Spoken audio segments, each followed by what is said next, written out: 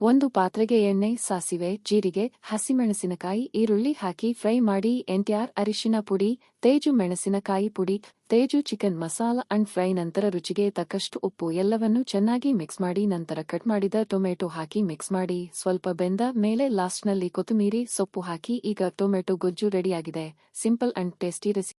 ತವ ಬಿಸಿಯಾದ ನಂತರ ಎಣ್ಣೆ ಹಾಕಿ ಒತ್ತಿಕೊಂಡ ಚಪಾತಿ ತವಾಗೆ ಹಾಕಿ ನಂತರ ಉಲ್ಟಾ ತಿರುಗಿಸಿ ಚೆನ್ನಾಗಿ ಬೇಯಿಸಿ. ಎರಡು ಕಡೆ ಚೆನ್ನಾಗಿ ಬೇಯಿಸಿಕೊಳ್ಳಿ. ಈಗ ಬಿಸಿ ಬಿಸಿ ಚಪಾತಿ ರೆಡಿಯಾಗಿದೆ. ಟೇಸ್ಟ್ ಮಾಡೋಣ ಬನ್ನಿ.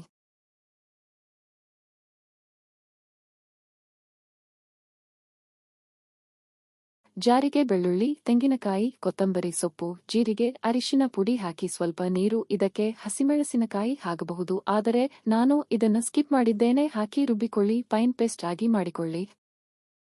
ಒಂದು ಪಾತ್ರೆ ಬಿಸಿಯಾದ ಮೇಲೆ ಎಣ್ಣೆ, ಸಾಸಿವೆ, ಈರುಳ್ಳಿ, ಒಣಮೆಣಸಿನಕಾಯಿ ಆಗಿ ಚೆನ್ನಾಗಿ ಉರಿಯಿರಿ. ಈಗ ರುಬ್ಬಿದ ಮಸಾಲೆ ಹಾಕಿ ರುಚಿಗೆ ತಕ್ಕಷ್ಟು ಉಪ್ಪು ಹಾಕಿ ಮಿಕ್ಸ್ ಮಾಡಿ. ಈಗ ಮೊಸರು ಹಾಕಿ ನಂತರ ಸ್ವಲ್ಪ ನೀರು ಹಾಕಿ ಮಿಕ್ಸ್ ಮಾಡಿ. ಸ್ವಲ್ಪ ಸಮಯ ಬಿಟ್ಟು ಒಂದು ಕುದಿ ಬಂದ ಮೇಲೆ ಗ್ಯಾಸ್ ಆಫ್ ಮಾಡಿ. ಈಗ easy and tasty quick recipe ರೆಡಿಯಾಗಿದೆ. ನೀವು ಯಾವಾಗ ಸಾಂಬಾರ್ ಮಾಡಕ್ಕೆ ಆಗಲ್ಲ ಅನ್ನೋ ಟೈಮ್ ಅಲ್ಲಿ ಈ ರೆಸಿಪಿನ ಟ್ರೈ ಮಾಡಿ. ತುಂಬಾ ಚೆನ್ನಾಗಿದೆ. ಈ ಮಜ್ಜಿಗೆ ಒಗ್ಗರಣೆ ಅಥವಾ ಅನ್ನಕ್ಕೆ ತುಂಬಾ ಚೆನ್ನಾಗಿರುತ್ತೆ. ನೀವು ಒಮ್ಮೆ ಟ್ರೈ ಮಾಡಿ.